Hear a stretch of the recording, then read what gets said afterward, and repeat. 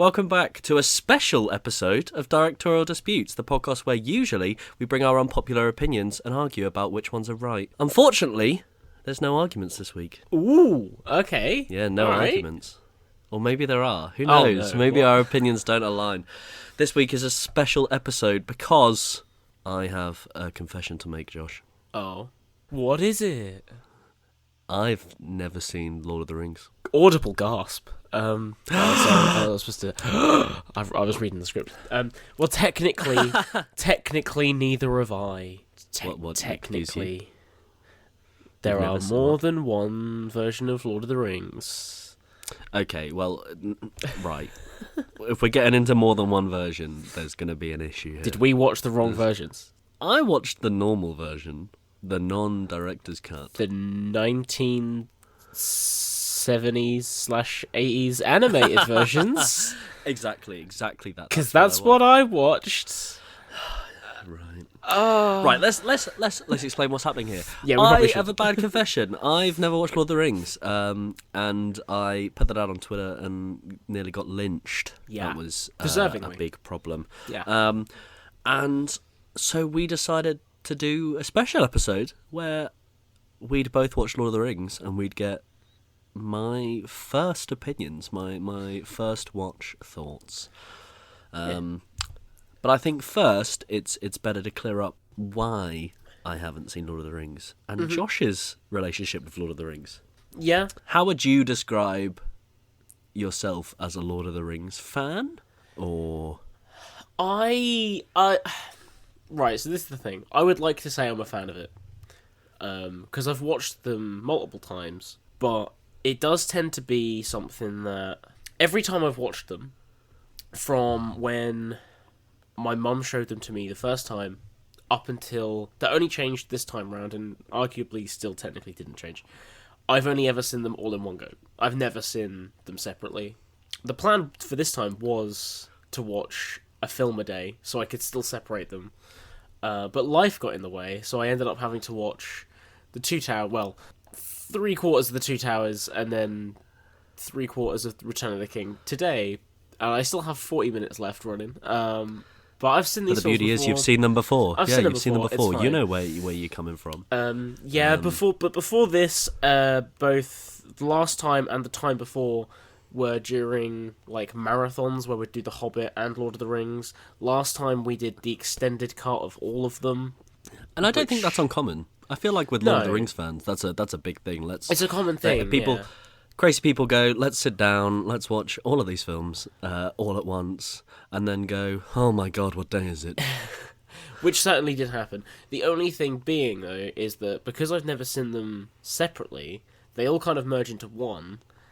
And so when people ask questions, I'm like, oh, what is this bit? All this bit, I just was like, what? And I just don't really... I remember Fellowship of the Ring, and then the rest is a blur. I'm not quite sure why, because it's not even like it's the start, but when I've watched it before with The Hobbit, that's halfway through. It's Fellowship and then the end.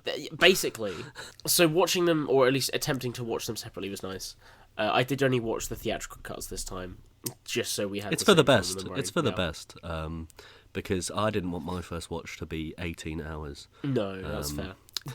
You know, not knowing whether I was going to like these movies or, you know, my reaction, or if I was going to come out and be like, oh god, where am I? What day is it? What's happening? I think the normal theatrical cuts is best. I think you touched on something very clear there. You say you watched them with your mum the first time. Yeah. How old were you?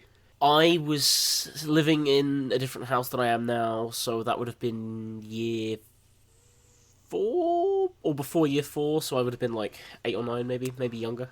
Yeah. And I think that's a really key thing, because I feel like a lot of people listening, and when I said that I hadn't seen them, went, why have you not seen these? Oh my god, what's happened?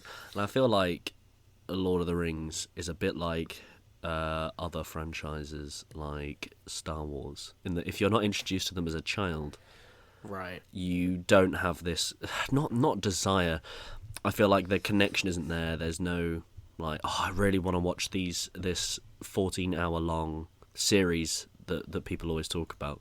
And I think that's the thing. I didn't watch them as a child My parents weren't particularly into them. None of my relatives were. Had a few friends that were, but not enough to sit me down and be like, watch these now. Yeah. And so I think I wasn't introduced to it when I was young. And I think the runtime is very off-putting. Yeah. Even if it's in a comedic way. I mean, we've done it already. People talk about Lord of the Rings and other franchise similar in a way that it's like, we sat down and we watched all 84 hours. Yeah. And obviously the franchise isn't 84 hours, but people saying it like that, and you look at an hour, your runtime, and all of them are 3 hours at least, or nearly 3 hours. And you go, oh God, that's a big commitment. And if you watch one of them, there's no point You can't just watch watching the one. No. And so I think that's what put me off, I'll be honest. It's not that I don't like fantasy. Love some fantasy stuff. It's not that I don't like the idea, but quite off-putting. The same way with reading the book. The book's huge. Yeah, I think that's fair enough. I know a lot of people who have like tried to read like The Hobbit. I read in school. That's fine, because at the end of the day, The Hobbit was written as a children's book, really. No matter what people say, it was. He wrote it for his kid. But then you get to Lord of the Rings, and I don't know, maybe his writing style just isn't really for me. It's interesting, for sure. Maybe like an audiobook might be an easier experience to get through. But yeah, no, I haven't read them either. My mum has a copy of... It's all three put into one book, and it's massive. Oh my lord! So no, I've not tried. I've not attempted it either. Yeah, I think it is. It's a big one. And given that I was off put by the length of the movies, I didn't go, oh, you know what? I'm going to sit down and read the book. But yeah, I think that's the reason it's taken so long for me to sit down and watch them. And honestly, I was surprised. Thinking about it, it's not something I thought about regularly, but thinking about it, I was very surprised with how little I actually knew about it. Right, see, that was something I was going to ask. My experience probably starts and ends with The Hobbit. Right, Similar to you, I've read the book. You know, yeah, it's a children's book, like you say. But yes, read the book. And then watched 2 of the movies, and was wholly unimpressed, which almost certainly contributed to, again, why I didn't watch Lord of the Rings. Yeah. And people will probably ask, I don't know if they will. I think there's probably going to be some questioning as to why I watched The Hobbit before I watched Lord of the Rings. I mean, from a certain point of view, I mean, it's the prequel, isn't it? Well, you know, it wasn't written as the prequel, but film-wise, yeah, it's the fact that they made it after. But I don't know, I'm not a fan of The Hobbit either. It's grown on me a little bit the last time I saw it, which was during that extended cut marathon. But again, similar to this trilogy, is I remember the first one, and then the other 2 kind of just meld into each other, and I don't really remember. I think partly what it is for me is, and obviously this is something we'll get into as we go, but for me, in The Hobbit, the characters aren't as easily defined, or like better as well, like defined enough, and they're not. I know they're all dwarves, so they're not going to be as easily like visually distinct. But whereas in Lord of the Rings, they're definitely split apart so like distinctly that you can have a favorite character and you can get attached to all of them separately. I think that's definitely true. I think that is definitely part of my reason for the distaste towards The Hobbit. I think the other part is generally they feel quite meandering. Yeah. And it's a word that I found myself writing a lot when watching them. It's that sort of, we won't go A to B. We won't even go A to B to C. We'll go A to Y to K to H, then to L, back to A, and then we'll eventually get to B. Right. Without purpose. Yeah. And it's not the, you know, stories have these curves and these twists and stuff like that, and that's what makes for a good story. In The Hobbit, it felt pointless. It felt tiring. There wasn't enough of this big moment to keep you engaged. Yeah. And that's why they felt so, to me at least, quite difficult. Yeah, I think, again, to just reinforce that. I'm sure you know, but the fact that The Hobbit is... you said you read it. It's such a tiny book. Originally, it was only going to be 2 movies, but they stretched it out to 3 when they forced Peter Jackson at gunpoint to come back. Because it was supposed to be Guillermo del Toro, which I think could have been really interesting. But I think because they didn't want him to kind of do his own thing and they wanted to keep it... But apparently he was actually going to do it for that. It was just going to show the difference and like within that time. So it was going to look different, but it was going to look as if it was still part of that world, which I really liked. Thematically, it would be the same, yeah. Yeah, but I think the higher-ups were just like, nope, bye, and yeah, sort of held Peter Jackson's children hostage until he came back and did it. I guess part of me is somewhat thankful that they didn't just get anyone, they did get him once they decided to do that. But I think it definitely shows in the final 3 movies that his heart wasn't really in it. Because they do feel, if I had to sum up the Hobbit films, soulless, I think, is a word that I would certainly think of. I don't know whether I'd definitely use it, but in comparison to these ones, they just feel. I think empty. Empty, is definitely a word. Weightless. I think it's that sort of. Here's a film which is a bit nothing. Yeah. It's somehow 3 hours of nothing. Yeah. Exactly. But yes, so The Hobbit wasn't something that I enjoyed. No. But now, after several hours, yes, I have seen the Lord of the Ring films. Good. And I'm hoping do you want the feedback is going to be positive? Because, I mean, whether or not everyone at home will believe this, but I got a message off James after we finished watching Fellowship and said, I finished it, and I said, shut up, I don't want to hear about it until we film. So these reactions are blind. Until we record, I'm intrigued, I'm interested. Hit me with it. So they were good. Oh no! Okay. No, right. So that sounds like this sounds like this is a very very terrible start. Right. Do you want me to rank the 3 of them? Yeah, go on. I would rank them backwards. Really? Yeah, I think Fellowship is the best. I think Two Towers and then Return of the King. Really? Okay. Yeah. All right. So I would say, in terms of rating, I think Fellowship is... We'll do it out of 5, because that's how we do it. I think Fellowship is a 4 out of 5. Yeah. I think Two Towers is a 3.5. Uh-huh. And I think Return of the King is a 2.5. Oh, what the... What's with Return of the King hate? I don't know. See, that sounds like a horrendous rating. Yeah, you just gave it a 2 out of 5. 2.5. So, okay. I guess that's half, but still... Half, 50%. That's a 5 out of 10. Yeah, but even still, 5 out of 10 never really... That's not a shining... It's not glowing. No. But I didn't dislike it. I think... So you just sort of get into it. So that's it's a fun movie, not a great movie. I guess. Yeah, we'll get to that. I think it's only right to talk about them in order, which means we'll start with the one I liked most and end with the one I liked least. Oh, oh no! Right. Fellowship. Yep. Did everything I wanted The Hobbit to do. Right. But it did it well. Yeah. Straight off the bat, boy oh boy, I'm gonna say it a lot. Boy oh boy. The music in these films is just top tier. Yep. It's just top tier. It's the one thing possibly from all of the films that I had already engaged with. Okay. It might be the only way that I'd engaged with the films is through the music, because boy do they slap. I would say, like I say, it does exactly what I wanted The Hobbit to do. It was an adventure film, a fantasy adventure film. They're off on a journey, and boy, there were some things that I just didn't know that happened. Well, you see, I should have really asked this question before we got started. What did you know going in at all? Very little. Well, yeah, but if it's very little, I feel like so I knew that Frodo was a character.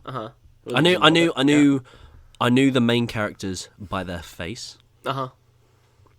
So I didn't know their names. Mm-hmm. I'm not sure I still know their names. Oh no. I'll be Okay. honest. Right. So I knew that there was a Hobbit. Mm-hmm. I knew that Gandalf was there. Yep. I knew that it was set technically after a Hobbit. Yeah. Well, not technically. It's like 60 years, right? I think. Or is Okay, it less I than know 60? it's I set can't remember. after the Yes, Hobbit. it's set after the Hobbit. Yeah. I will also apologise now. Any listeners? Spoilers, obviously. if you haven't seen the films, go watch them They now. came out come more back. than 2 weeks There we ago. go. We're allowed 2-week rule. Yeah. I will also say, any avid Lord of the Ring fans, please be nice to me. I've not seen these films before. I don't know what I'm talking about. Yeah. So I knew the characters by face. I knew the memes. Obviously knew the memes. Yeah. I knew Gollum was a character. Mm-hmm. And that's about where it ended. Okay. Right. That's interesting. Yeah. So you knew nothing plot-wise other than they have No. a ring, and then did you not even know like they got a ring, need to throw it in a mountain? Yeah, I knew that Okay, bit. but That was about that's it. it. Okay. All right. Yeah. This is interesting. I knew- for certain yeah. plot things. All right. Yeah. So the practical effects are honestly very impressive. I think, honestly, without nostalgia getting in the way, because obviously I You don't have any any, nostalgia, yeah. some of the VFX are dated. I did think that watching through, there's bits. I was watching it on I got a 4K copy of all of them. There were points where I was like, "Ooh, that doesn't necessarily look as good as it could, or as I remember it looking." Sometimes they're stood in front of, especially with the hobbits, because obviously they've got to scale it properly. Yeah. And you can kind of just see the kind of like a faint outline around them. I did notice that this time round. I think in terms of visually, Yeah. one of the things that really got me early, which I don't know if I've not seen, again, like I say, I've heard general conversation about the films. Mm-hmm. Not really had anyone say this. Why are they so grey and blue? What, just like the colour There's- palette in general? Yeah, there seems to be a really odd grey-blue colour palette, which makes things kind of glow, but also kind of be very dull. I kind of took that to be like the contrast from, because at the start, when you're in the Shire, it's all bright and colourful. Then for most of it, it's all grey blue. That kind of makes things look a bit fantastical depending on where they are, but then also it contrasts with Sauron, who's bright orange. So I think that's always what I thought of it. I mean, it might just be that they went, let's make everything look horrible, because obviously. Well, I didn't know whether it was for a VFX purpose. I didn't know whether turning something that colour. Obviously, it's much easier to hide. I guess, yeah. Difficult VFX in darkness. But Yeah. I don't know if the grey blue did that. But yes, no. So going into this, I was very, very worried that it was just going to be The Hobbit, and I was going to be bored out of my mind and very unimpressed. And I knew that I had to watch 2 more films. But honestly, I was very impressed that it doesn't meander. The story doesn't meander, and key plot points get introduced really, really quickly. Things to make it a bit tense. So, the wraiths that are Yes, chasing them throughout, yes. those get introduced so early. Yes. It's like 30 minutes in. Yeah. And honestly, I was so impressed. I was like, cool. Mm-hmm. They're not just walking for the sake of walking. As much as I love the walking bits in this film, and we'll get to that. Mm-hmm. They're not just going, we'll just go for a stroll, which is how it felt in Hobbit, I'll be honest. But yes, no, things like that get introduced really quickly. I think the other thing that took me by surprise is how visually impressive some of the sets are. Yeah. So Yeah. when they get to Elven Land, whatever you call it, I Rivendell. don't know what it's called. Sure. Where the elves are. Yeah. And where Sam Rockwell with his hair, which is not a look. I will say that now. He looks, with his long hair, with his long elfy hair, he looks a bit like a dad who's refusing to accept that he's balding. You go on Google it. Go on, look up Sam Rockwell's elf hair, and tell me it doesn't look like a dad who used to have his hair long and has gone, I'm going to grow it long, because if I can't grow it on top, I'll grow it in the back. Well, it's mainly that, if I'm questioning, Sam Rockwell's not in Lord of the Rings. Oh, Lord. Oh, It's no. not Sam Rockwell. Who plays the elf? I'm trying to think of which one you mean. Is it not Sam Rockwell? I'm trying to think of the one you're on about. Oh, God. Let me Um, tell you who it is. Is it not Sam Rockwell? no. Oh, my Lord. Oh, no. I've come with the wrong name. Are you on about? It's another Sam. I'm getting it. Are you just on about Elrond? Are you on about Hugo Weaving, or are you on about Legolas, who's Orlando Bloom? No, not Legolas. Well, I know who Legolas I didn't think is. you were that dumb, but I thought I'd question it. Which elf? The main one. The main one, as in I don't know his name. Legolas. No, not Legolas. He's obviously... It's just Orlando Bloom. The main one, as But- in. So in that case, do you mean Elrond, who like forms the Fellowship and sends them off?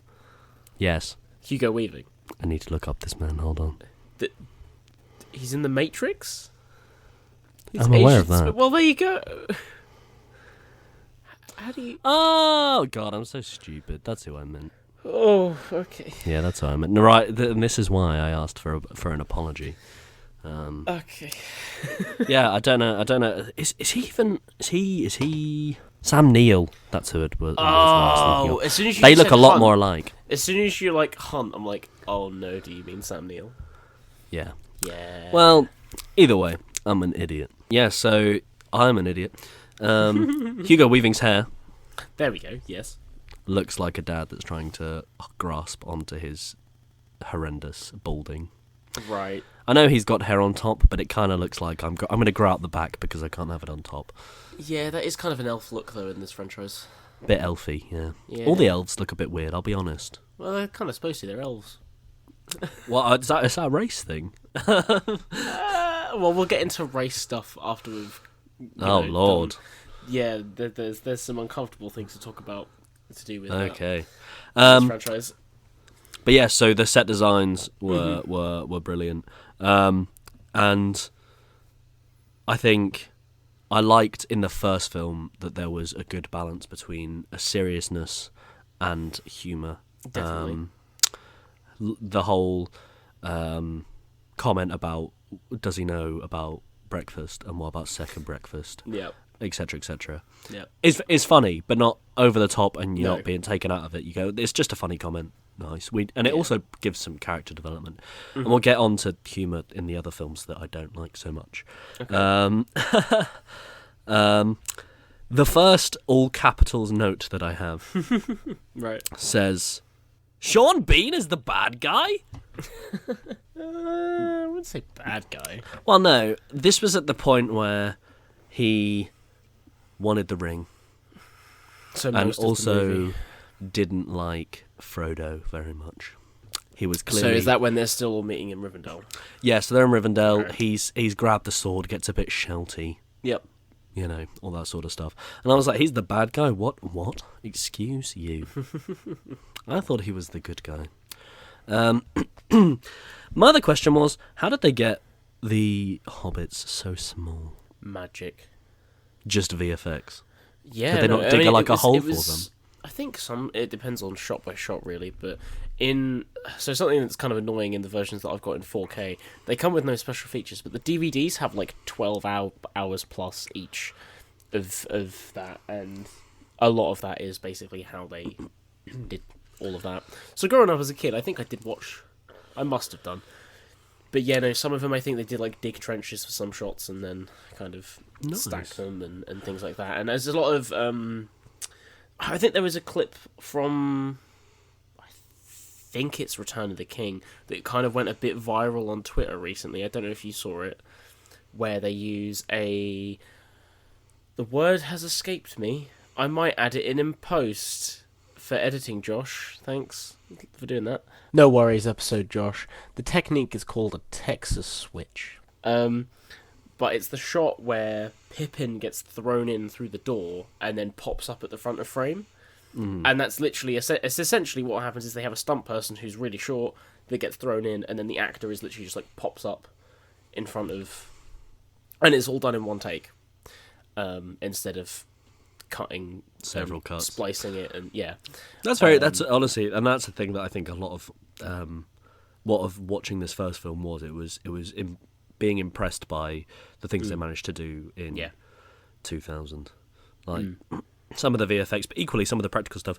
But yes, no, the next comment I have are the next comments I have are just proving my lack of knowledge of these films, which is the "You shall not pass" bit is in the first movie. So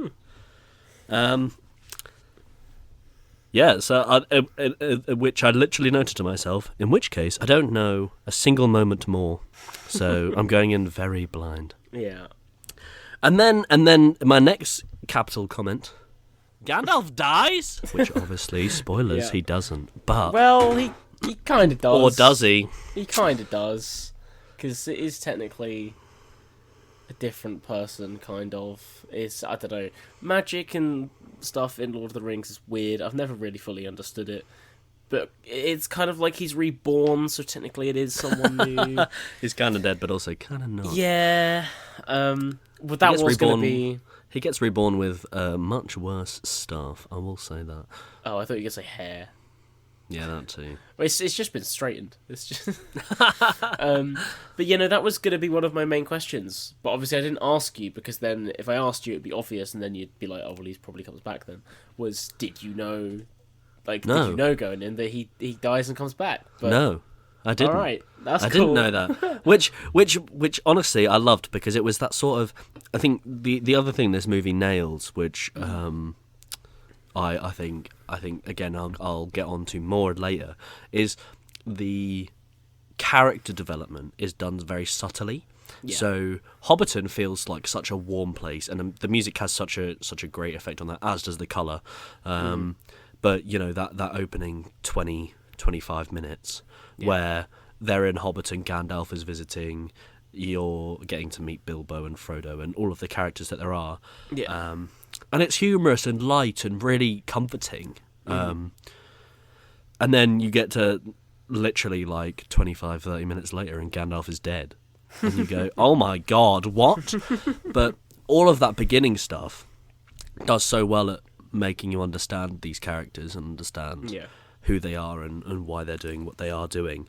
And I think equally through sets like Hobbiton, it does one thing, which is that really nails scale in this movie.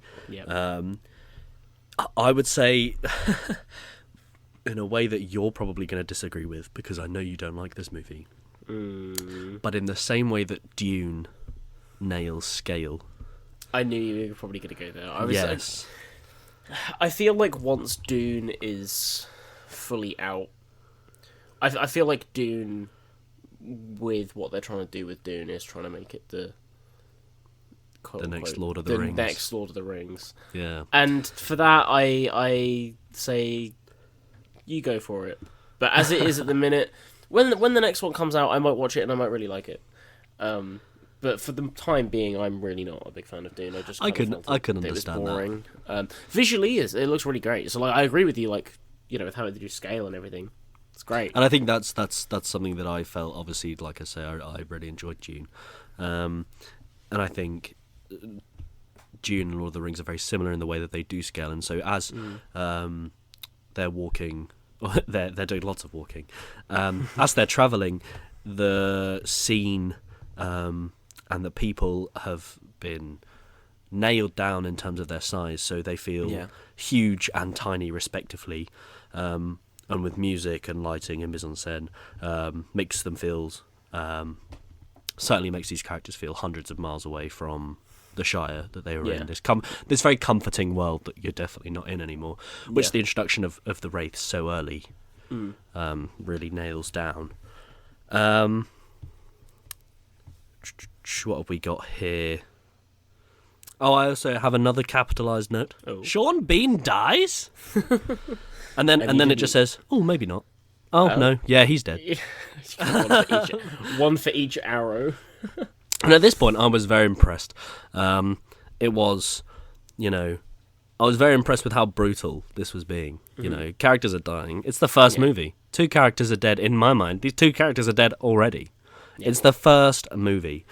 And I think that's, again, this is one of the reasons why I like this first movie the most. Because I've gone from this warm, comforting place where people don't feel the need to leave. You've got these characters all over. And suddenly you're in these completely different areas. And the way that the story is weaved and sets are built and the shots and with the music, everything feels so different. And so from the beginning to the end of the movie, feel absolutely, completely and utterly different in the best way possible. Yeah. It's not like I'm watching a different movie. I'm still watching Lord of the Rings. But I appreciate the way in which they've used the flow of these things to build these characters up and put them in a very different location. Something I've really appreciated. Yeah. And yeah, so the only thing I think I have negative written down about this film is that right at the end they get in their boat and they go to row across this river. And there's a really weird scene with Sam drowning. Yeah, I have a note for the film that I watched for this, and I think that's probably the only note I have that's positive in relation to the live action ones, is that I know why it's there. It's to show how devoted he is. Mm-hmm. But it doesn't really make any sense in the sense of we see how deep Sam goes into that river. That's my issue. It's just a hand, and then he gets pulled up and Frodo is still sat in the boat. Yeah. And it's like, well, he'd had to have dove in. And it's like, okay, Frodo could if we haven't heard that he can't swim, but he is dry.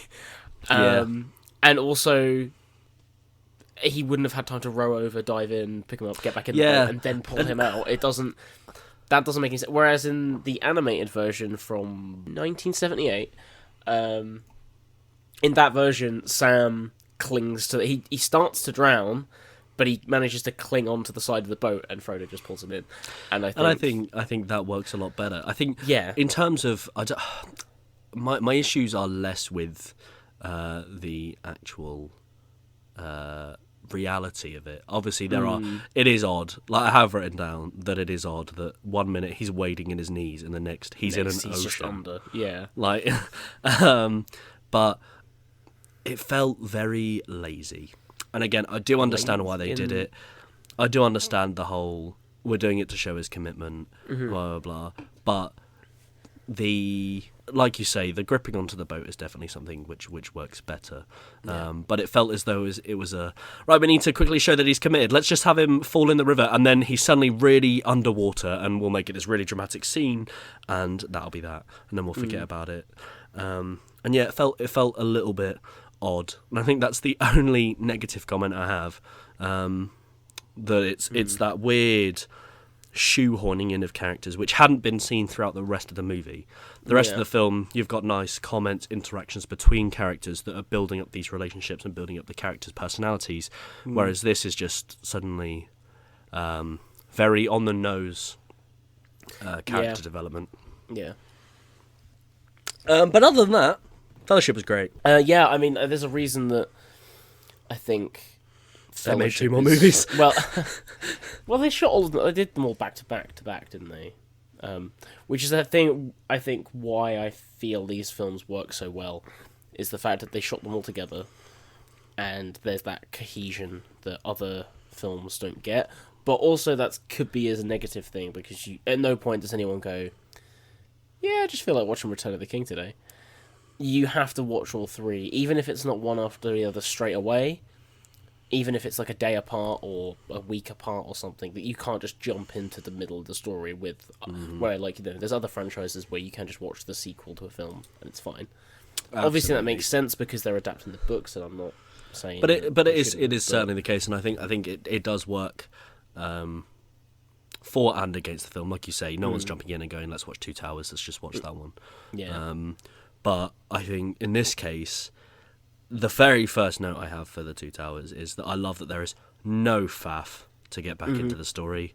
I love that there is no here's what you've missed last time on Lord of the Rings. Like I'm so glad that it's you're straight back in. We're back in with the story. People know where we are. People know what's happening, what we're doing. We're just gonna get straight to it. Yep.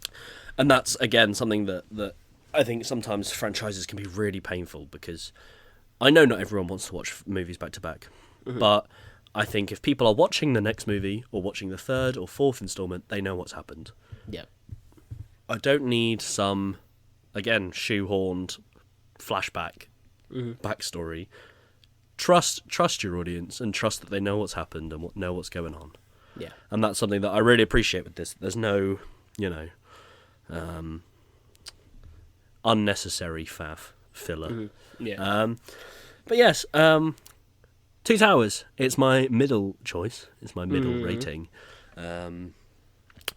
And I think partly there's some things that Mr. Jackson does that I get a bit bored of. Oh.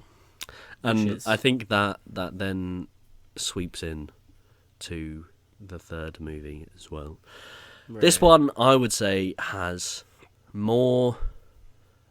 how I mentioned Breakfast having comedy moments like that, but not taking it away. I think there are some moments in this film that are comedy for the sake of comedy and doesn't quite feel right. Do you have any specific suggestions written down? Well, I have. It's a far funnier start than I'd imagined, given the very dramatic end of Fellowship. Like the comment from Gimli saying, "I'm wasted on cross country. We dwarves are natural sprinters, very dangerous over short distances," which is a very funny comment.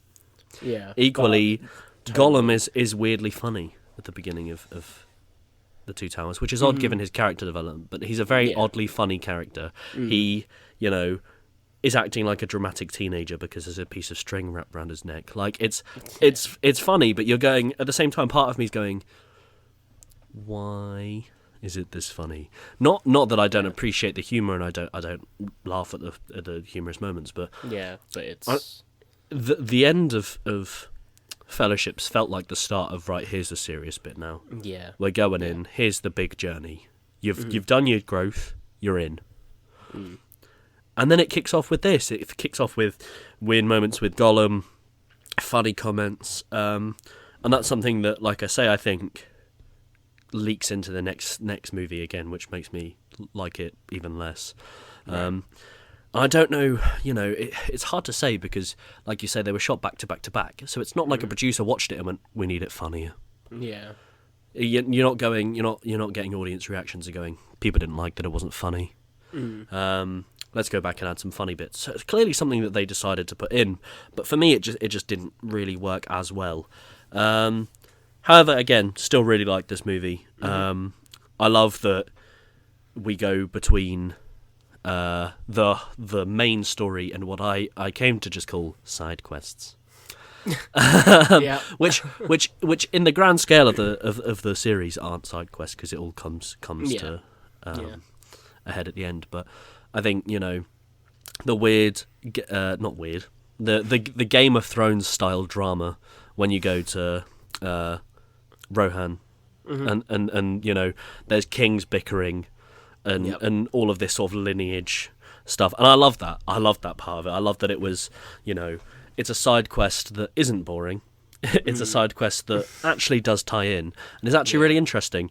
And that's something that I really enjoyed. I also have noted that the wraiths are really cool.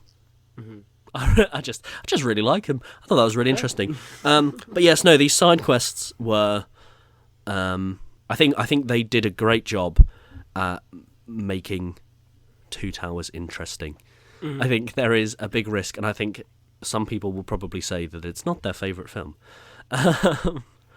because it's not the start, and it's not the exciting conclusion. It's the middle bit. I think for me personally, that's where I fall into that party. As much as I like this film, I would say this is probably the lowest one for me, but not by far. it's just, as you said, it's the middle entry, and it doesn't have like all of the fun and memorable moments in Fellowship. And while it don't get me wrong, it's got Helm's Deep, but that's putting it up there. But it's also not Return of the King, and it's not the end of it. So I can definitely understand that. I think, like I say, I think the only reason that this sits in a second place ranking for me is because I enjoy that sort of it's not I can't even think of the word, but it's less actiony, more it's almost like politics. Like it's just side quests that are eventually wrapped in, which is really nice to actually see. And again, something that the film does really well that draws from the first film is that, you know, the return of Gandalf as a different character. Obviously, he's still the same character. yeah, With his, like I say, less impressive stuff.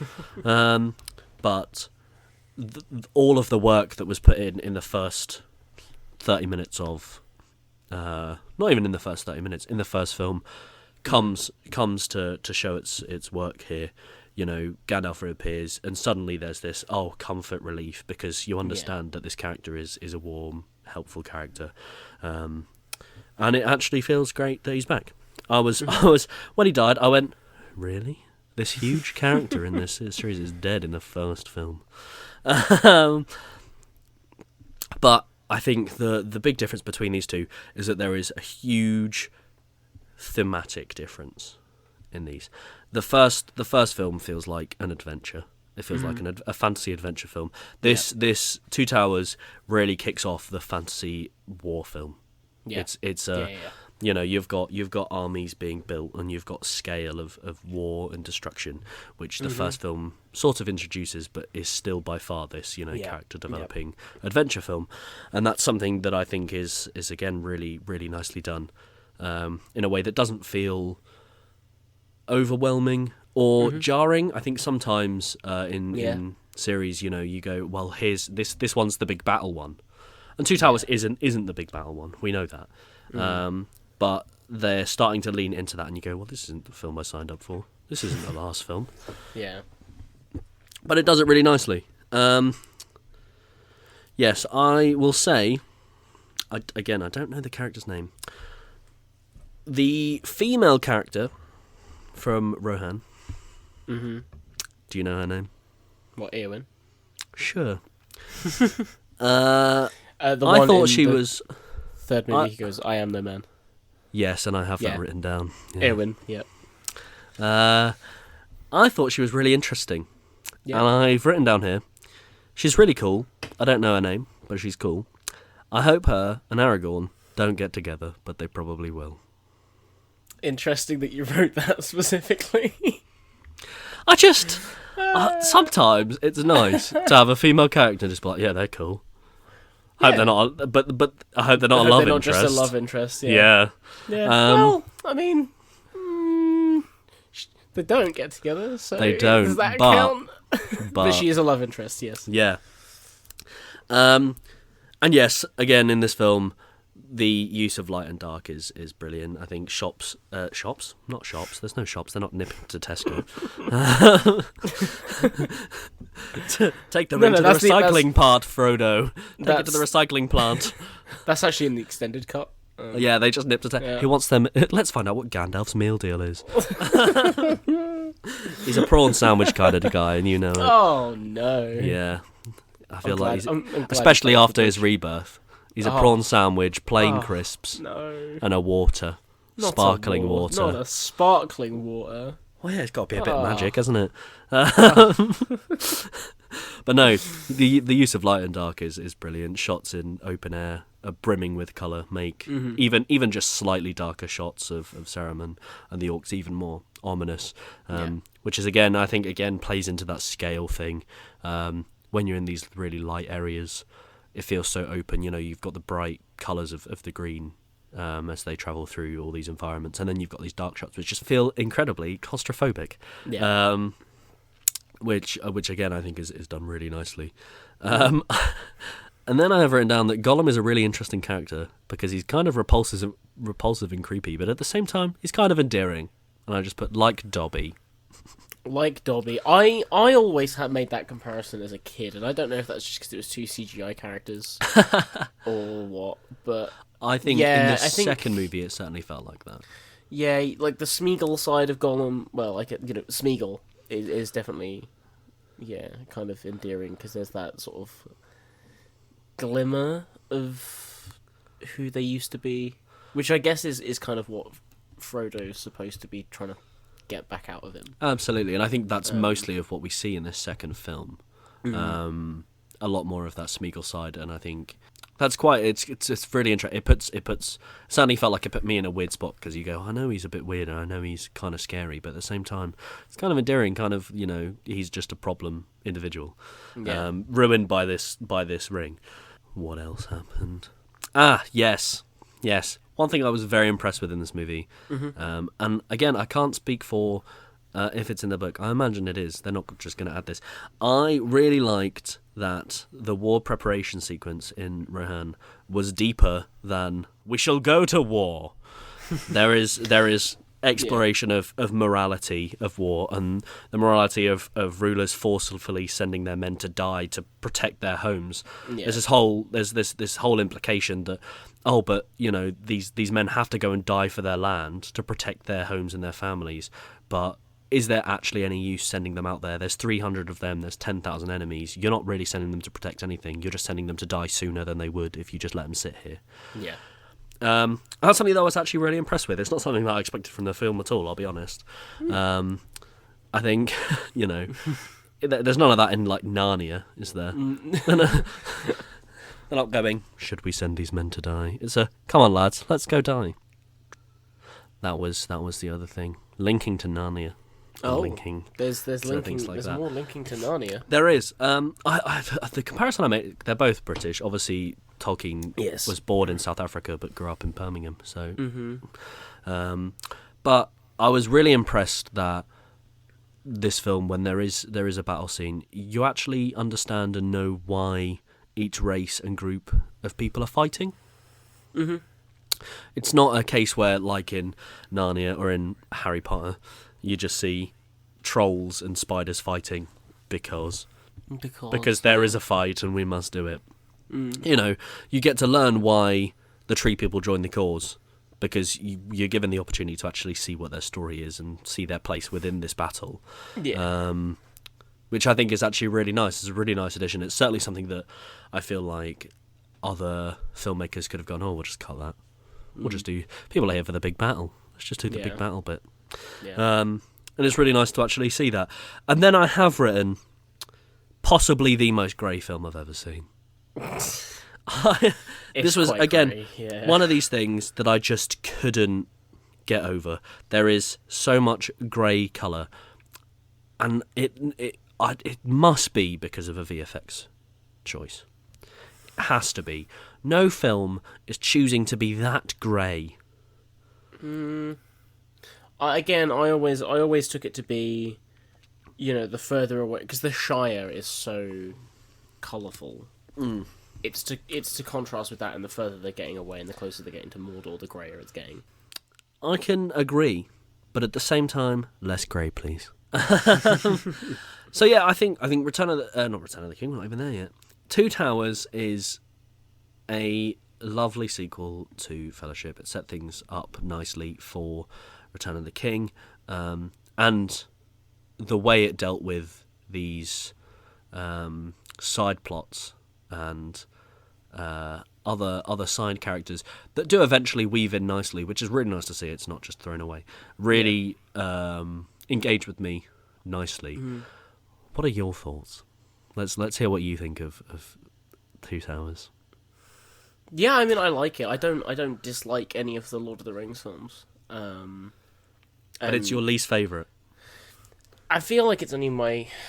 See, there needs to be a word that... I just like the other ones more. This has got, like, the... When I think Lord of the Rings, if I don't think either the Shire and, like, the opening bit of Fellowship of the Ring, I think Helm's Deep, which is in this film. Helm's Deep is just the one, because I feel like it's not because it's not just like a big battle as it is a siege, and I do like me a good siege in films, and this definitely is up there with the best kind of way it's done, because it's not just oh no, they're here, let's quickly bring up the drawbridge. It's you see the preparation for it, you see that, and the fact that they're already kind of on the run anyway heightens it. But yeah, no, I just happen to like the other ones more. It's not. It's the middle child. You can say it. Go on. Yeah, it's the middle child. It's not your oldest. It's not your youngest. It's the middle one that you don't really care about. I'm sorry, Two Towers. Shout out to all you middle children out there. But yes, no, I can totally understand that, and I think I did expect you to be slightly surprised that I liked Two Towers more than Return of the King. But Return of the King, to me, threw away all of this side quest stuff that Two Towers did. Threw away all this backstory stuff and went, let's do a battle. Really? Let's do a big battle. And do you know what? This battle is unfortunately the word that I could only come up with is let's do it like it's a video game. Let's fight it. Let's do it like you're fighting the boss. Because when I tell you, I was so frustrated that the battle was going on, the big battle, obviously. Mm-hmm. You know, the big battle's going on. They defeat this thing.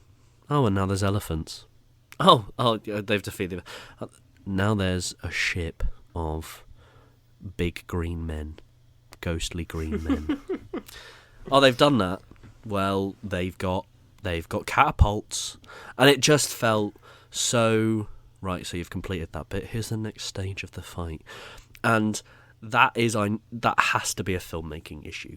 It's not that obviously, of course, these things probably were mentioned in the book, but that is definitely something that could have been cut. It felt almost laborious by the end of it, because to me, and I'm sure for many others this isn't the case, the battle was not the bit I cared about.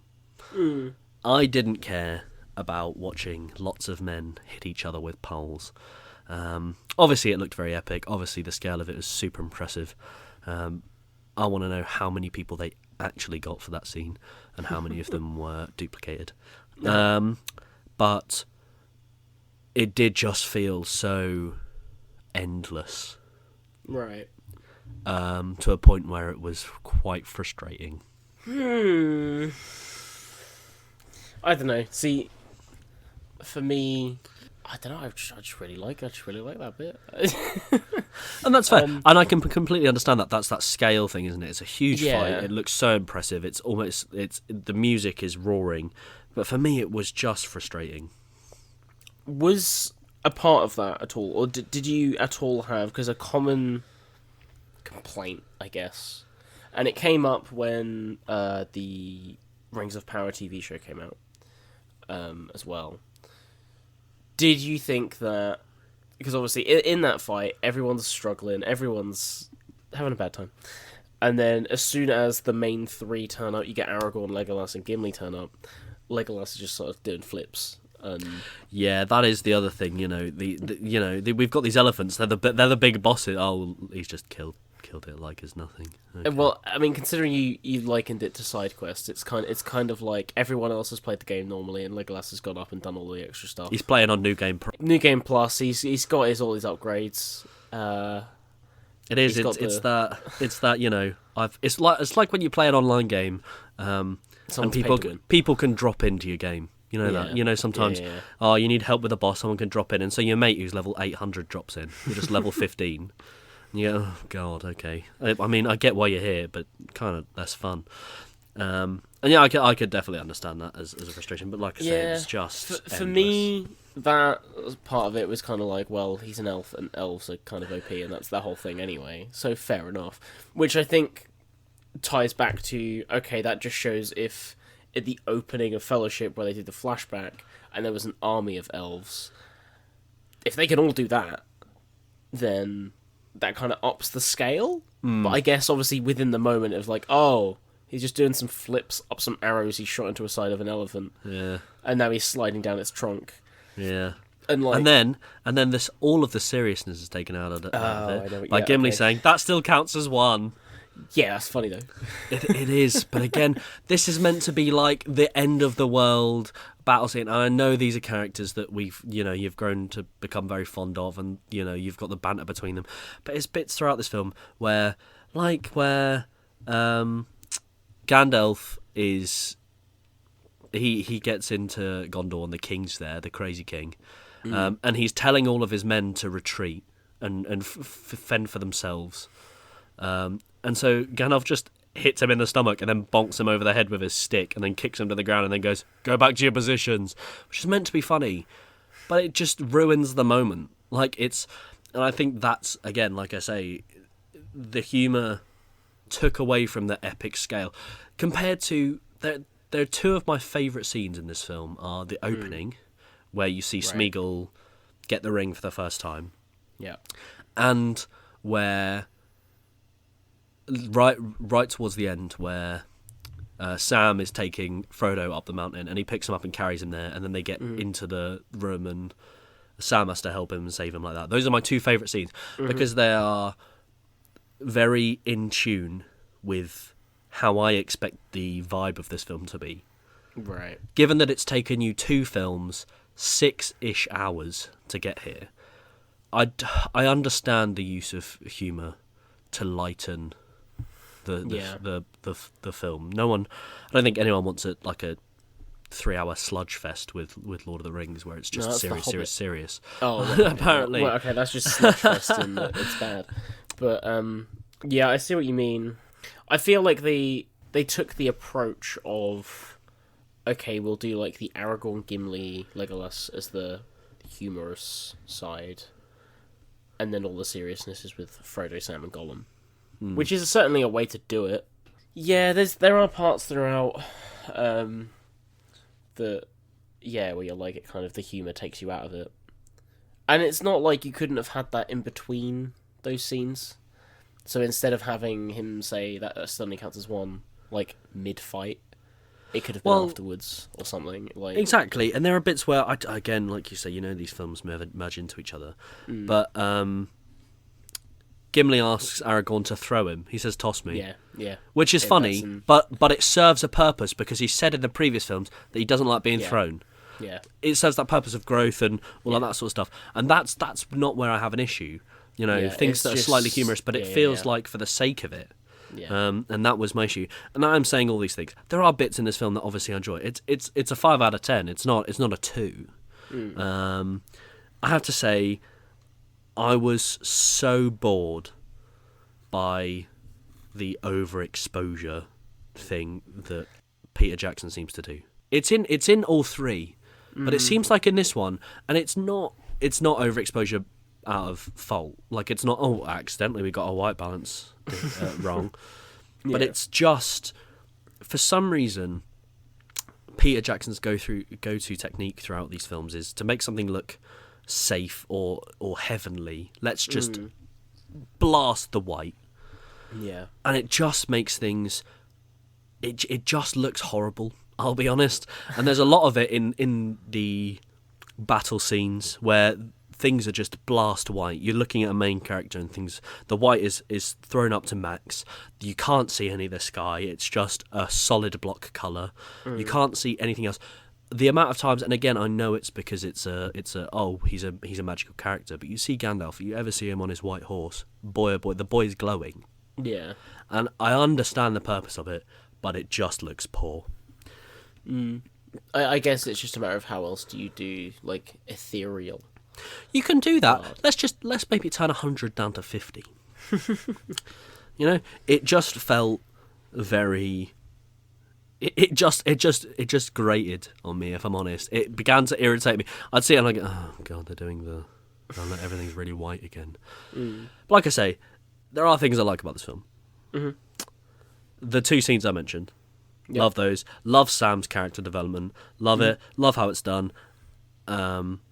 I love the end scene where he helps him with Gollum. Love that. Yep. I love the scene where Pippin is singing to the king and they're doing the charge. Yep. Great. Yep. Absolutely banging. Beautifully done. Beautiful filmmaking there. Love that they've got the sound absolutely perfect on that. You've got the singing loud enough, the horse is just loud enough, but then you've got the sound of the bows and the arrows being set louder than all of it. So it's just really nicely done. Beautiful scene. And there are. This is why it's a 5 out of 10 to me. Right. The other films I could say 5, 10 things that I just really liked about it. This one, there's just it's not. I think the difficulty here is that people are going to say you're picking really small things, because in the grand scheme of things, the film is good. It's a good film. Yeah. But there's just, like I say, I think there's just small things that irk me. Peter Jackson loves a slow-mo shot. I think it looks bad. I think it looks tacky. Just my personal preference. I also put almost as much as he loves a Wilhelm scream. But yeah, but we all love a Wilhelm scream. And then it comes to the "I am no man" comment. I love Get that out bit. of here with that cheese. No, I love get it. out of here. No. Why? Why do you love that bit? Because it's badass. It's cheesy. I know, like, it's definitely spoken about in the same vein as the bit from Endgame. Oh, where all the ladies come in. Which I didn't mind. I know it makes no sense that they all happen to be in the same part of that battlefield at exactly the same time. But honestly, I was like, yeah, that's cool. But it's just like, I get how cheesy it is. That she says that. And like, I physically rolled my eyes. Oh, well, I mean, again, I get that. And I feel like, really, in the sense of the context of that being spoken is that the wraith is like, no, when he says man, when it says man, it means human. No man can kill me. Yeah. And it just should just like cut back to him and be like, no, I meant as in like, you know, your species, not. And then then he gets stabbed. But, well, I was also very surprised at that bit with those dragon things are that easy to kill. She just chopped his head off. Yeah, she does just chop his head off. Yeah, and it doesn't really flinch at all. It was a sort of, oh, they could have just done that the whole time. Yeah. But yeah, so I think that just made me roll my eyes. It was so painful to hear. But I think there are moments in this film that feel, a lot of the battle feels all over the place in some ways, you know. You've got this character here, that character there, you've got 3 characters over here, you've got one character that's completely off in the distance, and they're trying to meld it all. Right. The one bit where that all comes together is where Sam and Frodo are climbing the mountain, and the group are trying to take the focus off of them. I think that is weaved really nicely together to create a sequence that's tangible and understandable. Whereas some of the other bits of the film don't quite feel so. That last bit there feels more akin to the first 2 in my eyes, in its ability to weave these multiple stories together. I think my last note on this film is, I don't think the film needed the weird wedding scene. Well, see, now we've come to the end of the film. Did you enjoy all 57 endings that this film had? Yeah, it seemed to just go on and on. Yeah. Honestly, I was like, Sam's going to get up, he's going to go speak to that girl that he said that she'd be the one that he'd marry, and that'll be that. Credits, bang. All it needed, really. And then weird wedding scene. You're like, okay, credits? No, they're going on a trip. Oh, okay. Are they going to... Oh, they're talking about the ring. He said he wants to hold the ring one more time. Oh, wait, no, he threw it away. Oh, no, we're with the elves. The elves. Okay, credits, maybe? And at that point, you just fall asleep and you just go, fine. Yeah, well, it's a good job you weren't watching the extended cut, because there's another, 75 endings. Oh, my lord. Okay, it's not that bad. But, I get that it has a lot to wrap up. But at the same time... Wow, it's deserving of the ridicule it has with when people say about how many endings this film has. Yeah, I think that's the thing. I think, like you say, there was a lot to wrap up on. Obviously, loads of story that they've covered across the 3 films. But I think I personally, like I say, would have been satisfied with the Sam gets up to go speak to the girl. They all look at each other, smile, bang, end of film. That's great. I don't need to know. I've seen The New King. Yep. I've seen all that stuff. I've seen that they've come back and no one cares. Yep. If you want, literally end it on the bit where Frodo closes the book after he's written the story. If you That want would have worked. Yeah. But no, let's not do that. Let's do the 53 scenes. And I think overall that's a bit of an arching theme for me is that this last film feels like it can feel how big its shoes are to film. Right. Yeah. You know, the expectation, the size and scale of the expectation for this film coming off the two others, which is bizarre because, like you say, they shot them back to back to back. But clearly Peter Jackson understood that this was the big film. This is the one. And you can feel that throughout. You can feel the pressure to get everything right. Hence why I think there are 15 levels to the battle. Why there's another thing and then another thing and then another thing. Because we've got to show how big this battle is because that's what people want. We've got to show all the aspects that were involved because that's what people have been waiting for. And the same way that it comes to the ending, you go, right, we've got to show all 15 endings because people want to know this and they want to know that and they want to know this and they want to know that. But it came away not in the same vein that Two Towers started, you know. Return of the King ended not trusting its audience. Right. Whereas Two Towers started and it goes, cool, I trust my audience. I trust that they know that this is this and this is this. But I'm not trusting them at the end to just accept that this is how it ends. And we don't need to wrap up every 53 character, like every character that we've seen along the way. Because there are ways that people can do that if they want to know what happens. Go read the book, or do the extended edition like they have. But it felt at the end that it didn't trust its audience to just accept that there are things that we haven't seen here.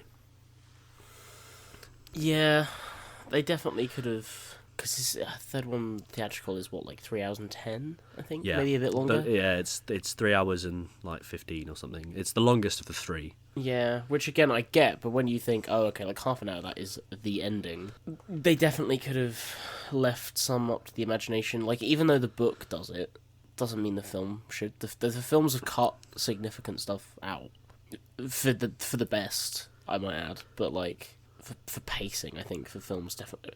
Weirdly, even though these are they're all over 3 hours, pacing wise, definitely works better than the books. Which is weird because obviously, you know, pacing is different in different forms. Absolutely, but like I say, I think it feels like we need to cover all of our bases to make sure that everyone's satisfied. And it sort of felt as though no one was satisfied because their ending wasn't the ending. It was just one of the endings. Yeah. And that went on forever.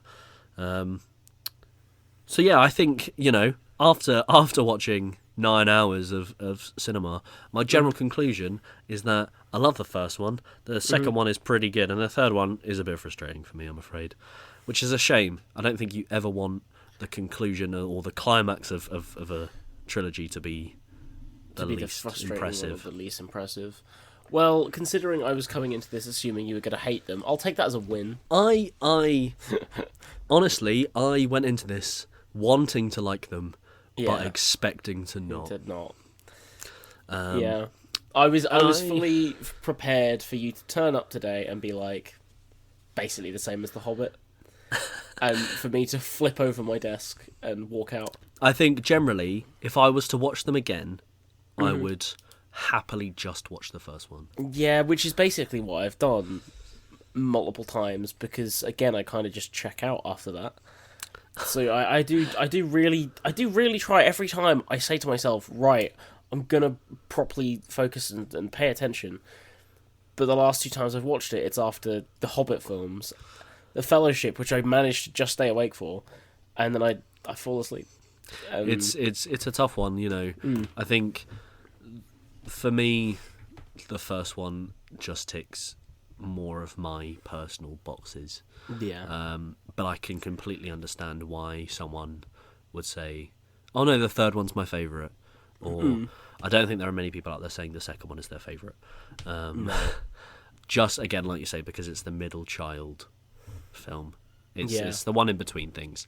But I from what I've seen now, understanding Lord of the Rings pop culture, because for some reason I have social media like TikTok picks up on the fact that I like fantasy films and that I like Lord of the Rings, kind of, even though I'd never seen them. It feels like people are most nostalgic or endeared to the first one. Yeah, I think it's because it has that comfort feeling. It like you said, the first one is more of a fantasy adventure, whereas 2 and 3 are fantasy war. It's the least heavy of the three, for sure. Whereas like 2 and 3 are getting into like Game of Thrones territory. Yeah, and I think equally the first one has, because they're introducing that fellowship group. Yeah. You've not got 5 other characters that you've just been introduced to who you don't know, and you're trying to remember who's who and remember the name of this person and that person and trying to keep up as where they are. And I understand that Lord of the Rings superfans, they're going, well, obviously it's very simple. They're clearly in this place with those people, with that person at that time. But I could certainly understand why, if you wanted to watch one, you stick on the first one because, it's just the group of them. There's a couple of other characters, and there you go. That's that. Yeah. And at the same time, you've not got all the really heavy war stuff. And isn't it the shortest? I think it is. I think they get gradually longer. I think the second one is longer by a few minutes. I can. You know what? I can actually. I'll have a look. I'll get the case. He's going because we over here enjoy physical media. Oh, we sure do. I've got myself the 4K box set of the theatrical and the extended. So yes, theatrical wise, if you want a comparison, just so you know. So theatrical is 178 minutes. Okay. The extended is 229. Oh, what have they added? Well, you'll have to find out when you watch it. Everything. So Two Towers is 179, so it's only a minute longer theatrical wise, but it's 236 minutes extended. Lord. And then theatrical for Return of the King. Right now, this is the big one basically. Yeah. 201 minutes theatrical. Yeah. 264. Oh my god. Extended. What did they add? Was there just 50? Is it just 50 more endings? Well,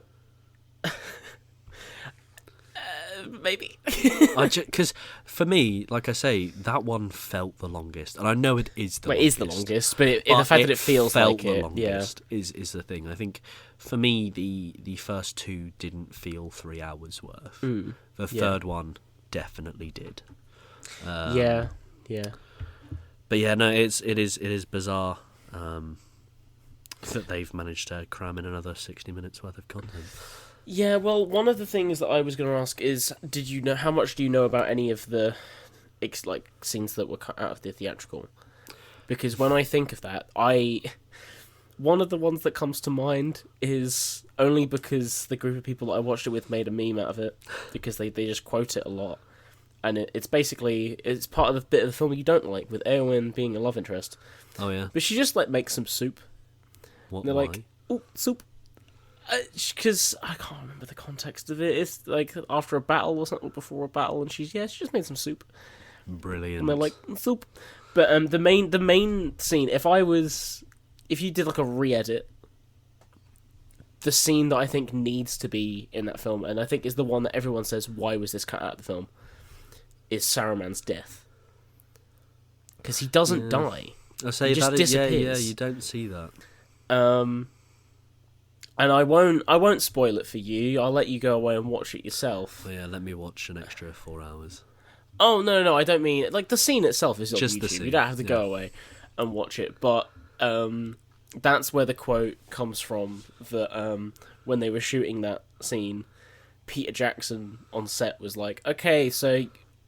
speaking to the actor was like, all you got to do is just, you're going to get stabbed in the throat, and you got to make the sound that you'd make when you get stabbed in the throat. And Christopher Lee was there being like, I killed people in the war and I know what it sounds like. Which badass, but and kind of funny. But that's the scene. I don't really know why it was cut out. Of all the scenes to cut out, doesn't make any sense. And I feel like it is a bit jarring in the theatrical version that he does just disappear. Yeah, Gandalf is kind of like, oh, he's powerless now. It's fine, leave him. It is certainly one of the loose ends that they don't tie up. Yeah. Yeah, I think I would have preferred that. Like, have that, and then just get rid of the weird pilgrimage at the end.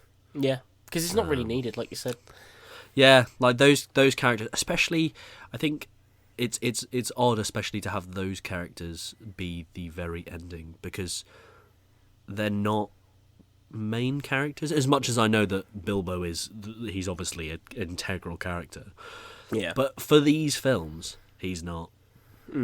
He's in the first one. That's it. Is he? Yeah, he's just in the first one. Yeah.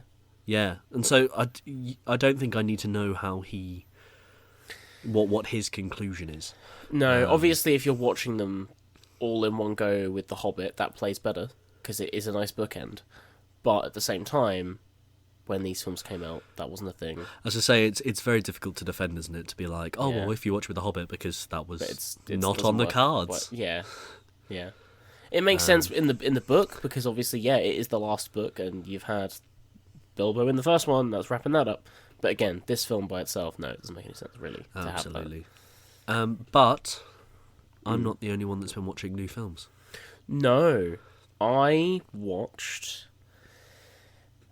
Originally, I was just going to watch the animated Lord of the Rings. It's just called Lord of the Rings.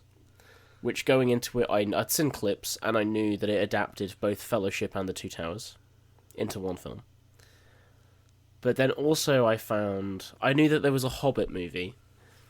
But then I found out, which I didn't know until I was watching Lord of the Rings, that there is a sequel to the Hobbit movie called Return of the King. Excuse me? Yeah, so originally it was going to be called Hobbit 2 Return of the King. It's called not Return of the King. But yeah, no, so it adapts Return of the King, but with the voice cast for The Hobbit. But the thing is that the Lord of the Rings movie wasn't made by the same company or the same team as the... So The Hobbit and Return of the King were done by the people that made, like the Rudolph the Red-Nosed Reindeer Christmas specials? Yes. The stop-motion ones? Yes. Made by them, Rankin Bass. They did The Hobbit and had plans to adapt Return of the King. Don't know why they decided, well, to just do Return of the King. But then Ralph Bakshi came along and was like, I'm going to make Lord of the Rings. And did the first two and had plans to do Return of the King. But then no one really saw Lord of the Rings when it came out. So they just went, we'll make it like that. And then I think it was Warner Brothers then bought them out. And then went, we're just going to package these as a 3 and just pretend that it's all one thing. So it's very odd. So they made 2 Hobbit films? No, they only did... So they did The Hobbit. Uh-huh. And then, however many years later, they did... It was just called Return of the King. But it's all the same people that did The Hobbit. It's a sequel to The Hobbit, but it only adapts Return of the King. But how does that work? Because the characters in The Hobbit aren't necessarily the characters in Return of the King. Exactly. So I've got my notes. God. In order, How bizarre! I've got 3 pages of notes on all the films that I watched. I won't read them all out because we'll be here forever. But it feels like a Poundland. Oh, definitely. Version. They all come across like that. They all come across as, and I know there's going to be some hate on that behalf that I've said that. The thing is, though, there are some really good things about each of them, but there's a lot of bad to outweigh it. And I think that is, in fairness, that I am just comparing films that were made on a budget of not a lot of money to films that won however many Oscars. Whether, even though you hate Return of the King, it does still hold the record for winning 11 Oscars. Which is great, but budget isn't everything. No, well, exactly, and that's the mindset I tried to go in with. So, the animated Lord of the Rings movie is 2 hours and 13 minutes, which when I'm thinking animated and 1970s, I'm thinking, well, it's a kid's movie, right? Yeah. No, it's so not a kids' movie, and it isn't just the runtime that points that out. What rating is it? PG. It's a PG. Come on. So nothing too gratuitous, although I think there's some beheadings in it. Excuse me? With like, well, there's like beheadings in the live action ones, right? Yeah. Like that. But with Right. the animation style in this one, it's really interesting because a lot of it's like silhouetted. Because something that I knew there were bits of, but I didn't realize it was pretty much all of the film, is rotoscoped. It's not animated. Oh. Or not hand-drawn fully. Well, it is. So they filmed everything, live action in black and white, and then painted over it. This was the first rotoscoped film, like fully rotoscoped film. Why not, I guess? And some of it looks really good. Some of it, I can't think off the top of my head what the channel is, but there is a channel on YouTube that does like fantasy, like comedy shorts that are all rotoscoped. I don't know if you've seen any of them, but that could easily fit into this film. Because there's sometimes what happens is, so with the main characters, they are overly animated in their facial features and stuff. But background characters, you can tell they are just a person. That they haven't fully done or coloured Just in some fully. bloke. Oh yeah, so like I can't remember what scene it is. I don't know if I've probably written it down, but it's in here somewhere. But they're in, I think they're in like a pub. It might be when they're in the prancing pony and the ring falls on his finger, and all the patrons in the pub are like, "Whoa, what's happening?" and they start like shouting. They are just people. They're not they're not animated, like they're not cartoons. They're just people. And another funny thing, I know I'm going completely out of order and not really pointing out my just general thoughts and feelings, but giving you facts here. Not only did Tim Burton work on this movie, he was just like an in-between animator. I think this might actually be my favourite movie, like, trivia of all time. See, this was the thing, as you were watching these films by yourself, you didn't have the person to point out, did you know when Aragorn kicks that helmet and collapses to the floor that he actually broke his foot? That one. Yeah, and then there's, I don't know, there's more. There's like, can you see the plane in the background of that one? Or is it a car? It's a plane, I think, in the background of a shot. Nice. And things like that. There are definitely more. But when because obviously, again, everything was filmed in live action, they did Helm's Deep, because again, this does go up to the Two Towers. It took all morning to prep. They were up early hours of the morning, got everyone in costume, got everyone ready, and they literally were then ready to start filming, and it hit lunchtime, and everyone went, alright, and put everything down and walked out. Oh, God. And the director was not happy. I find that hilarious. Brilliant. But yeah, no, just to go through my random notes here. C-3PO is Legolas. The voice actor for Legolas is Anthony Daniels. So, and this was one of the only other things he ever did voice-wise. Oh. So that's always interesting.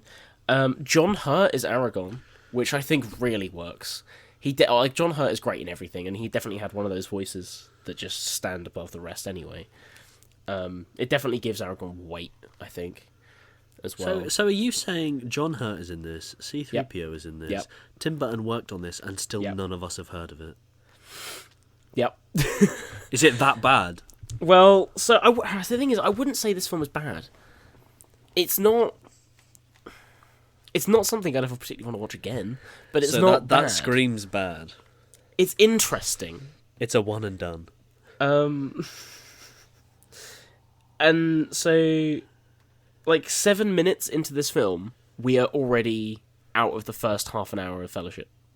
Like, the pace of this film is quick, because it's got to cram two things into one film. Into 2 hours. Yeah, one of the main issues because I didn't watch this by myself, I did drag someone else to watch me with it. The main thing we didn't like about this film is Sam. Right. I don't know, you might have seen clips online. I feel like I have. I'm going to Google it. What's it called? It's just called The Lord of the Rings, 1978. Sam, I'm trying to think of a way to word this well, and it's probably just by doing an impression. Really, it's just she's like, God. "Oh, Mr. Frodo," and just kind of makes noises like, "Oh yeah, oh," and that's all he does. Oh, I have seen clips of this. Yeah, Why does Sam look like a 40-year-old man? they all look weird. I've got Boromir looks unhinged. They I've all got look Legolas looks unhinged. goofy. I've got Elrond looks like a PE teacher. And that's what you want. It's just a bit weird. Yeah, Galadriel. All the female characters, which there are only 2, they have it's just the same. It's the same person. Like their face is exactly the same. We got a side by side image of it, and it's just they just changed her hair a bit. Brilliant. So other than Sam being weird, the ring wraiths are more animalistic, which I kind of like, because in the live action ones, they're more strategic and kind of more. If I say human, you know what I mean, though, right? Yes, they're more precise. Scheming almost. They're They're planning. scheming. Yeah, and you do see a little bit of the what I mean by animalistic because the main thing is in. So it's where they go to the inn and stab the beds. Yes. And then they find out they're not there. And they do kind of let out a bit of a screech in the live action one. But in the animated one, they start like just tearing up the room in anger, opposed to just being like, they're not here and leaving. So I will say, the wraiths in Lord of the Rings, the one that I've seen, Yeah. the unofficial Lord of the Rings, I think now we've heard of this one, are quite creepy, right? Yeah, definitely. This is an animated movie. It's a PG. Would you show it to your children? No. Which again, it's PG, but because of how kind of creepy things are, and doesn't help that the Hobbit characters are creepy when they're not supposed to be. That 1970s animation style as well. Yeah, I think gives its own. It just gives cursed. That's the word I would apply to this film. And again, yeah, there we go. I've got weird cuts to unanimated parts. It makes it feel strange. I forgot about writing that bit. So with the trees, I've just put trees be thick and underlined thick. Brilliant. Honestly, just- 10 out of 10. Thick trees. So with Gandalf and the Balrog fight, it's cool. I would say it's not as good as it's not just dramatic as the live action version, because again, you do have a film, like a break, and then a whole other film to explain what happened and show what happened. Whereas it's just one film, so it's not as dramatic him coming back. I liked the added element of in the animated version when he stops when he's fighting it, his sword gets blown up. Like it's just. Whereas in the live action one, he does still keep it and he's stabbed the Balrog as they're falling through. In this one, it gets blown up. That's kind of cool, but yeah, not as dramatic. Gollum is more like a creature. There's like no Smeagol side whatsoever, really. Just from the design element alone. Whereas he looks like a fish man. Like his face. If you look him up now, that is weird. Helm's Deep is cool, but again, not as.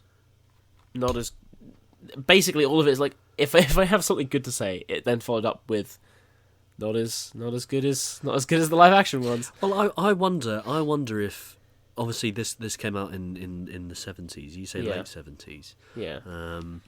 I wonder if there are people that saw this and then heard that they were making Lord of the Rings and went, "Oh, they're gonna butcher it, guy," especially with how good that Hobbit film is. I don't know, because the reason they didn't make a sequel to it is because no one liked this film. No one watched it. But did anyone watch it? I guess not. I can have a look and see what the box office for this was. Because this is something that I've never heard of. Honestly, I'm not a big Lord of the Rings buff.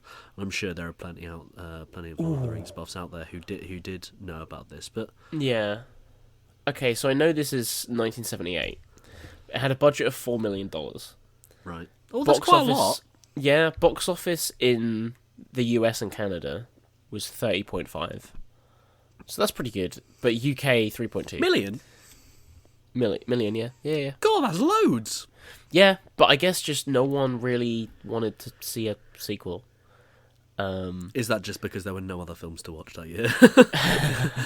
Possibly. And the thing is, like, without it, I'm glad this exists, because without it, we wouldn't have the live action ones as they are, because that's how Peter Jackson was introduced to. Oh, really? Yeah.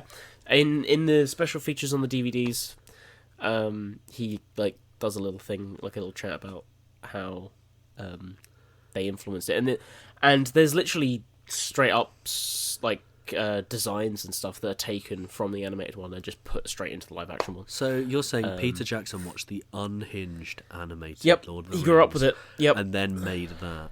yeah. Absolutely crazy.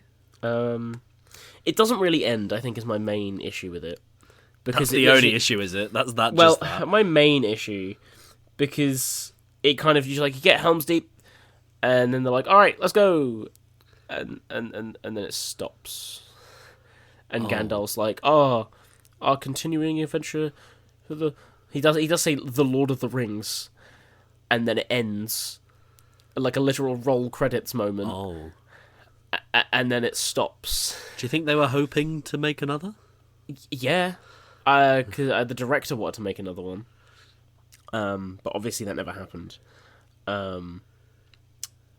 But... if anything, it's impressive to see just how much they cram into this film without it feeling messy. I think I'd be intrigued to have... I kind of want you to watch it, because you've only seen those films once, and you have a basic understanding of it. But maybe leave it a while until you've forgotten what's happened. We'll have to do another special episode. I've watched this and we just talk about. Or, who knows, maybe I'll watch it and absolutely love it and we can have a lovely argument about why it's the best Lord of the Rings film. But no, it is bizarre. It is super interesting that that's something that Peter Jackson watched before making these films. Yeah, I think he grew up with them as a kid and that he really liked it, and just that was his design and his idea. So do you think that Peter Jackson thinks those films are the Lord of the Rings films? He doesn't rate his own higher. He's like, no. The film is this animated 70s Lord of the Rings film. I really hope not. It sort of screams, even having not seen it, it sort of screams people biting off more than they can chew.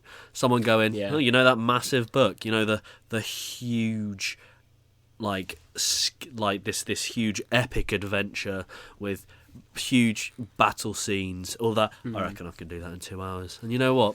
Bet I can animate it. Yeah, that is, because when you think about it, it's essentially been made twice. The fact that they shot it all and had to animate it. Yeah, as well. that's the weirder part. Yeah. Why would you? I don't know.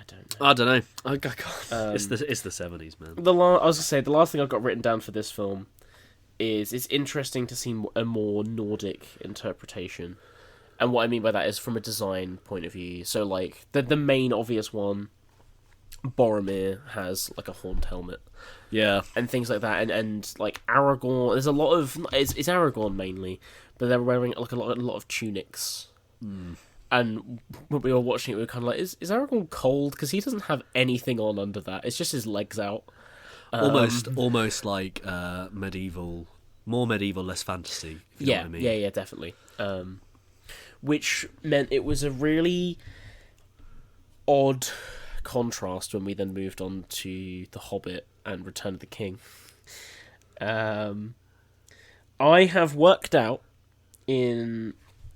I'm gonna have a look just to see what the runtime for The Hobbit is. So we can work this one out actually. So the first Hobbit movie takes place over between 39 and 40 minutes of this animated one. The second one ends at an hour and 1 minute and 40 seconds. and then the third movie is 15 minutes long. Lord. So the fact that they spread that across 3 movies is crazy to me.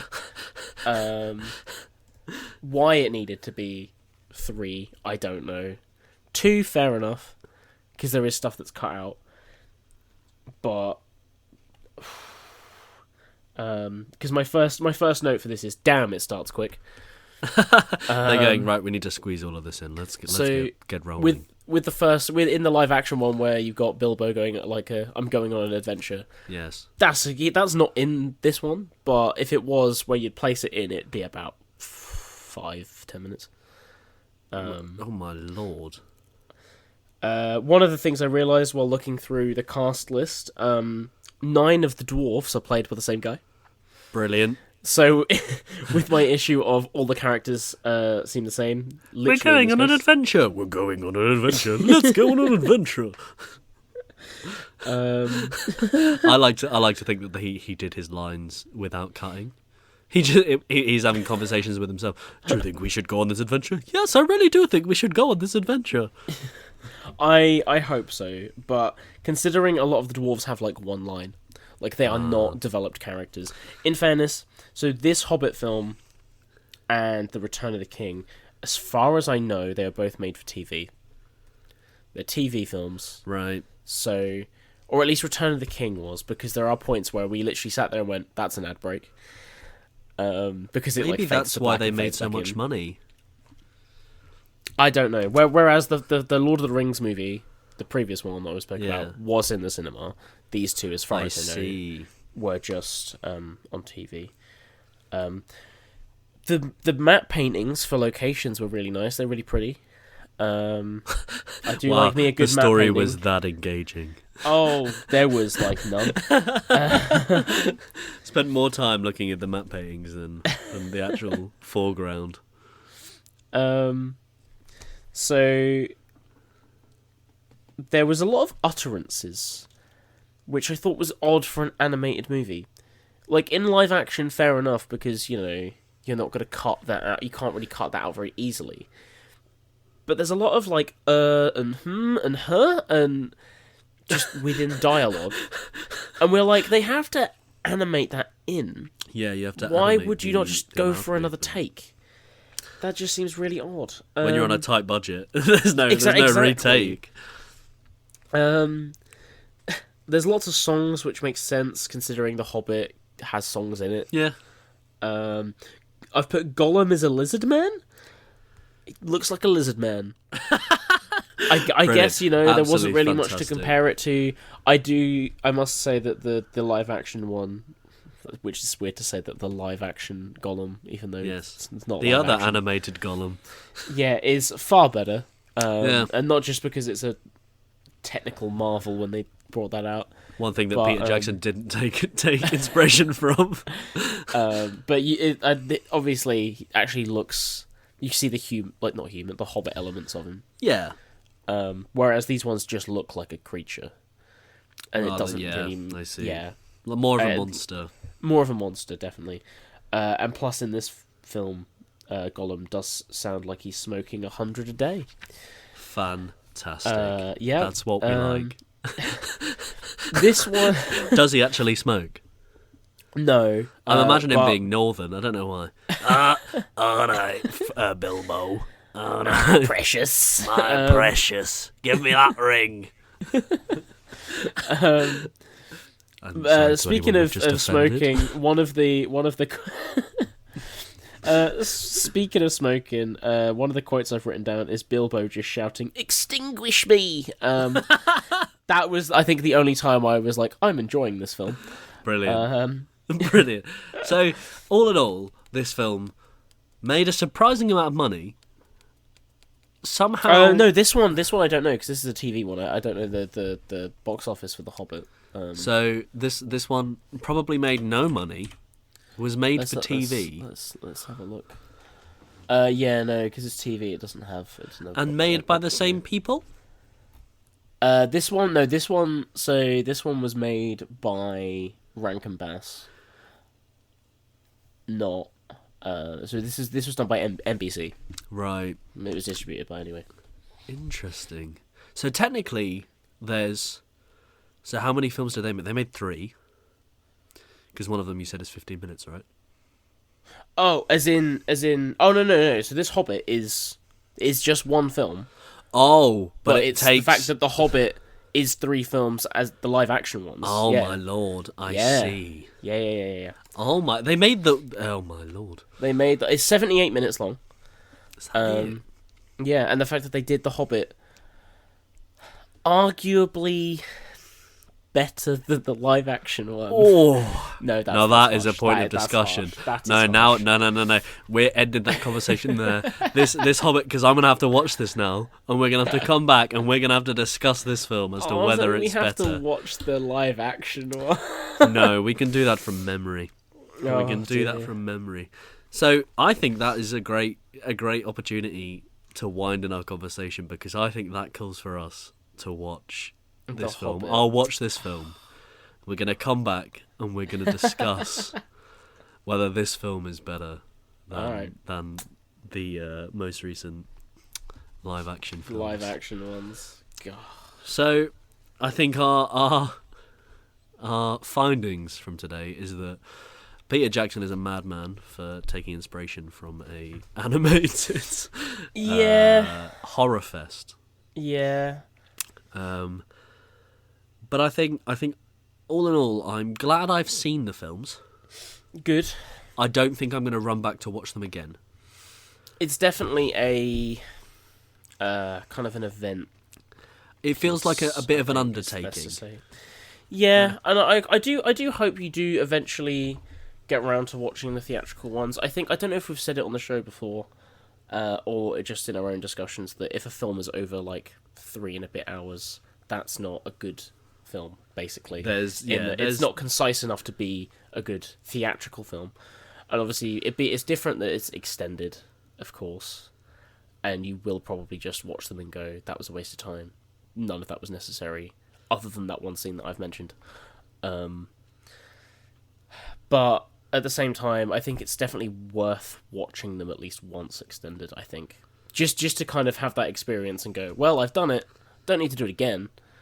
It's certainly something that I will take on. Yeah. Like I say, I don't think I'm going to do it soon. No, I no. think if there's any film that I'm gonna wander back to watch again, it's the first one. It's the first one. It's probably the one that I have most affection for. Having it, even only having watched it within the past week, I think. I have an affection for it. I think it's just that first one is just really hits all the points that I wanted it to. Mm-hmm. But yeah, I think we're gonna have to come back and we're gonna have to discuss this animated horror fest. Well, maybe in that case we can then watch. You can also watch the second one, which I haven't spoken about. Which now I've just re-looked at my notes. It was originally called Frodo the Hobbit 2, it's ended up being called Return of the King. Because I have notes on that one as well. But yeah, no, maybe we should do a part 2. Well, I think we're definitely gonna have to put a part 2 on the cards. Yeah, definitely. And maybe just as a side note, if people have enjoyed the special and have enjoyed more of this conversational style, maybe we'll have to do this with Star Wars. Is there Star Wars films you haven't seen? I've only seen one of them. Which one? The first one. What, as in the original Chronologically. one? You've only seen Phantom Menace? Yes. Okay, I'm aware this isn't good for podcast format, but I am having a crisis right now. Yeah. How have I not known this?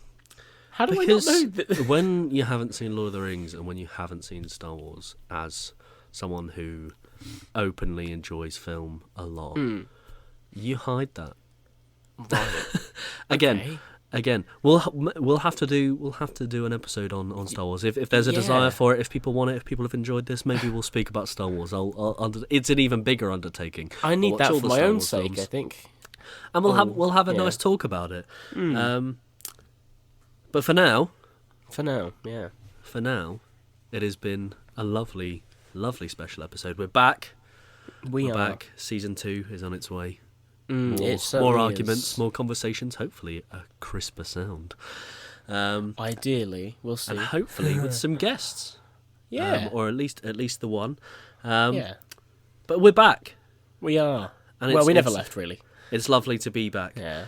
And for those of you that this podcast isn't enough, you can follow us over on our social media, which is... Our TikTok and Twitter are @DisputePod, and our Instagram is Directorial_disputes. Always catch us there. Give us a message, give us a follow, send us anything. Tell us whether you agree with our opinions. Tell us whether you don't. Tell us if you now can't listen anymore because I've revealed my 2 big secrets. Either way, it has been a joy. And It's we been will an see you. experience. It has. I think if anything, it has been an experience. And we will see you in the next episode.